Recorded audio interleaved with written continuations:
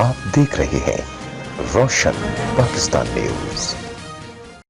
मुल्क में गंदम की 79% पैदावार सूबा पंजाब में होती है। सूबा खैबर पख्तूनख्वा और सूबा बलूचिस्तान में गंदम की पैदावार ना होने के बराबर है। इन दोनों सूबों की फ्लोर मिलिंग इंडस्ट्री 80% गंदम सूबा पंजाब से खरीदा करती है। इस साल पंजाब हुकूमत ने दूसरे सूबों के साथ गंदम की फ़रोख्त पर मुख्तलिफ हीले बहानों से काम लिया, जिसके बायस दूसरे सूबे अपनी ज़रूरियात के मुताबिक स्टॉक खरीदने में नाकाम रहे। इस हवाले से chairman Pakistan flour mill association Balochistan और chairman Pakistan flour mill association Khyber Pakhtunkhwa Mohammad Tariq Khan और साले मोहम्मद ने प्रेस कॉन्फ्रेंस करते हुए हुकूमत से मुतालबा किया कि छोटे सूबों का इस्तेमाल फौरी तौर पर बंद किया जाए। छोटे सूबों के साथ गंदम की नकलो अमल पर पाबंदी ख़त्म की जाए।